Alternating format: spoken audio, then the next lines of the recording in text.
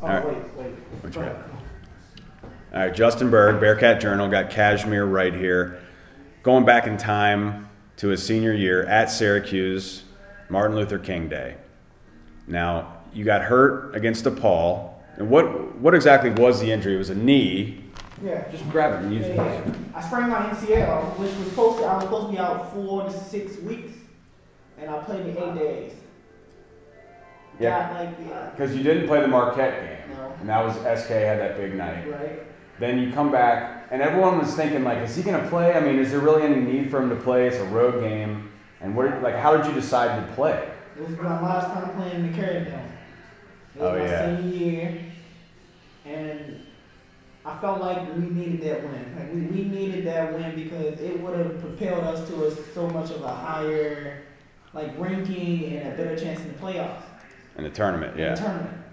But what I didn't factor in, what I didn't factor in is when you were a young man, I was 22. I didn't really think about anything else besides that time, and I didn't factor in that I should have sat down. I should have rested, and I should have actually healed up because it actually would have been better. And I should have let SK and G-Line and all those guys actually keep going. But at that time, you're so wrapped up in the season, it's my senior season, I want to do this and I want to do that. You kind of miss the big picture of things, and everything could have been so much, that season could have been could have turned out a lot different. Well, you guys were 16-3, 4-2 in the league heading into that game, and Syracuse was 17-1. So yeah, that would have been a big win. Syracuse was ranked 3rd in the country. You guys were 21st in the country in that game, and starting lineup: Shek Mooj, Titus Rubles, Cashmere, SK, and Jaquan. And you remember that first half? You guys could not score, but neither could they. And then all of a sudden, Titus got a little and one. I think he might have got another bucket. But it was 22-18 at half. Syracuse was leading, and you're thinking, God, how are you in this game? But it's because Cronin, with the defense, you guys play that zone, and they couldn't do anything either. Right. So you guys, down the stretch, had the lead. I think you might have been up by 9. Seriously? I cannot go back. That doesn't have the play-by-play, but you had, God, what was the score? I know the score was close. Well, okay. Yeah, so you guys were up by 7. Okay. Because Syracuse went on a 13-4 run to end the game. Yeah, okay, that was after the Kid Gilchrist nonsense shot. Yeah. Yeah. There was a couple, I think, and then CJ Fair made a game-winning layup, but there was a couple critical plays down the stretch that they were making every shot anyway, but you guys, had a couple mistakes or whatever that happened. I look at it it was like I told you earlier. It was the first time that me and Cronin actually looked at me. He said, "I don't understand what you was thinking," and I looked at him and I said, "Me neither." I made the worst mistake you can make as a point guard playing against Syracuse. I dribbled inside of the zone and tried to pass out of the zone with all those hands and all those people instead of just putting the ball up in the air and shooting it. And it would have been a better result than me trying to pass it. And it was just one of those mistakes as a point guard. You just look at yourself and you say, I honestly dropped the ball. Well, but you had to have been rusty. You rushed it. It wasn't that. Yeah. Hey, that's not an excuse. I mean, you play basketball to be good at it, and he trained me well, and I trained hard to be good, and for me to actually understand that I made a mistake in a critical part of the game. To that point, no matter the injury, how I was feeling, it was I wish I could have had a do-over for that. Yeah, that was Michael Carter Williams hit that 3 from the top of the key to tie it.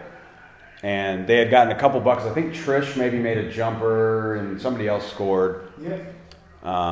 But it was one of those games where you couldn't even believe that UC was in the game with how they must have been. It might have taken them 18 minutes in the first half to get to double figures. You could not score. But then Syracuse wasn't scoring either. I remember that clearly. I took off work. It was early start because it was a day game on a Monday, Martin Luther King Day, January 21st. It sure was. Okay. So, but that would have been, you think about getting that win versus not getting it, and you end up with a 10 seed in the tournament. But maybe the untold story about everything is after the game in Syracuse, I went on a terrible. I think I didn't score double figures for like 6-7 straight games, but I kept playing, and it was like I said earlier in the story, I should have said that. I should have rested it because it would have been so much better in the long run when I actually got healthy. And then when I actually got healthy, which was when we got to the tournament, and then it was noticeable that I can actually move a lot better. But for it to be like a sprained ACL, and I played 8 days. But was that you decided to play though? I mean, listen, I decided to play. It's one of them things when you're a senior in college, and I worked so hard to get to that point, and that was my team, and I waited so long to have my team. And to be the person they look to and say, okay, he's going to get it done for me. And that's what I've been doing so far that year. It was hard for me to say, okay, I'm not going to be here with y'all when we go to the carry down for the last time. Yeah. Well, yeah, see, those are the types of decisions that, I mean, as a fan, you know, we obviously want the guy to play, you know, want the kid to play, but we also want him to be healthy, and you can't fault you for wanting to play in that game, and obviously it affected you because your shot wasn't there. You didn't have the legs. You know, you couldn't get one to go. I mean, especially against their zone. Definitely needed. I tell people all the time, like playing in Syracuse might be like you just like an orange basket. And I think they went all white, and it was like you just throwing a rock in it. It's like it was hard. It was hard. It was like wow. Like the record, and after Cronin, you know, that's another credit to him though. It showed, you know, he realized the same thing. They couldn't shoot there either. So most people play that man to man in their own house, and that's the only play they really run is pick and roll. Yeah. Like, the whole time of the game, that's all they run. So you put them in the zone with Kid Gilchrist, Trish, and Scoop Jardine. They really couldn't make a buck. Nobody really could shoot besides Chris Joseph and Trish. Yeah. And if they're not hitting shots, I mean, the game was going to be how it was going to be, and that's why it was so low scoring.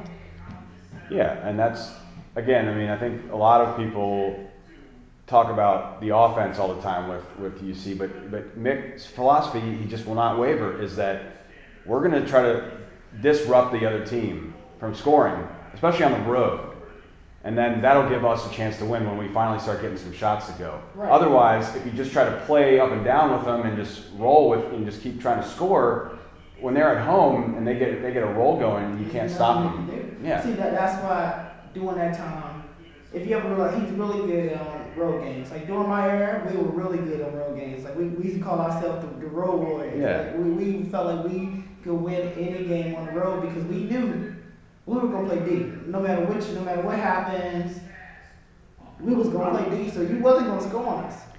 The first game that you guys really won on the road that was important was your your sophomore year. I'm sorry, at Georgetown, 58-47. Yep. You held them to 25% field goals. Yep. And we also went to did we go to UConn then? No, that was the senior year. Yep, you're right. And that was the team with Rashad Bishop and Larry Davis, the Goon Squad. Yeah, That was a really good team. it was Cash and Deion Dixon at the front of the press, and Georgetown's guards just had nothing. They couldn't even get the ball off the floor for a little while there. But that's the thing that there's this big within the fan base about Mick's offense. But you look at his biggest wins, and it's because he shut this team down on their home floor and gave you guys a chance to get to the game. You just have to get to the last 5 minutes and be close. And then if you can execute, you win, right? You're not going to go there and win by 15 with a good offense or whatever. The point is, get to the last TV timeout in the game, and then you make the plays to win, right? Right. I mean, that's the aim of the game. Like he tells us all the time. It doesn't matter if you win by 1 or 2. Nobody cares at the end of the day. Yeah. A win is a win. And he teaches you the philosophy of defense from day one. When you don't have a ball, and he's teaching you how to rotate and how he's going to play. And you learn very quickly that, defense wins ball games. That's what defense wins tournaments and championships. And that's how the Bearcats beat Iowa State this year. Because, yeah, things went their way down the stretch, but they wouldn't even been in the game at the end if they didn't play D. Because they shot 3 for 21 from 3. Now, the Butler game and the Rhode Island game, they gave up 40-plus points in the second half. And, it's just, on the road, there's no way you're going to win that. See, but that goes all back to what we talk all the time. Like, sometimes, it's offense needs to be more pushed out. Like, you need an offensive coach they got a lot of great coaches there, but sometimes maybe a little more offense would be better suited. Yeah. Because, you got a lot of great players, and in some games you need to score. Like, you need to just let those dogs go and say, you know what, we're going to run up and down the floor. I believe in you guys, let's go. And just let them go. And, it all comes with him just trusting me. Like, my senior year, he trusted me, he trusted SK, he trusted Parker a little more. So he was more so, go ahead. The only road game during my senior year that kind of went back to that was who did we play? Washington. The team from out west. Let's see. You guys beat Iowa State, Oregon, not them. Are you talking about in the tournament? No. It was in Christmas time. New Mexico. Oh, New Mexico at home. Yeah, at it was 55, 54, whatever. See, we went right back to, that's what I'm saying. It went back to a more of a defensive game. Yeah. With everything we was playing in Vegas was more offensive minded. We were trying to score more than you. Yeah. And play defense. Yeah. And just got SK was getting 30 points. But teams also scout.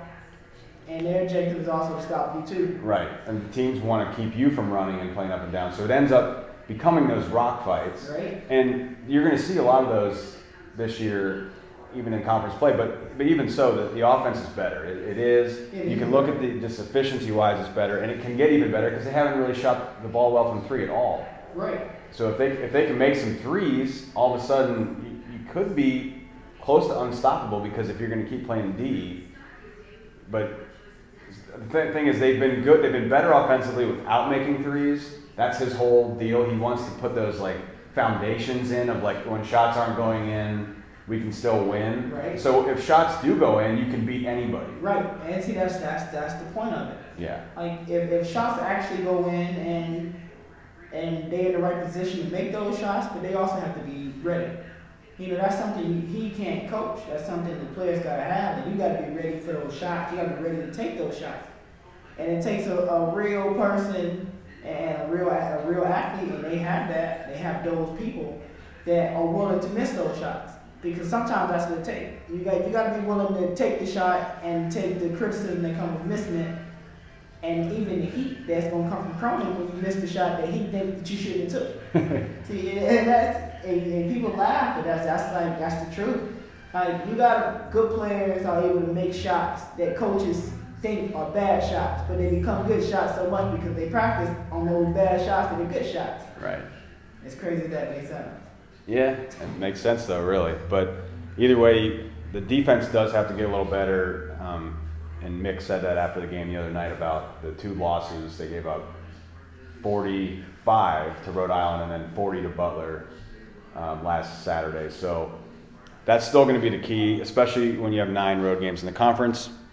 But I just wanted to take a trip down memory lane with Cashmere because, as you know, I remember every single Bearcat game ever. And I wanted to ask him about that Syracuse game on Martin Luther King Day. So thanks for listening. Justin Berg, BearcatJournal.com with Cashmere. Thanks.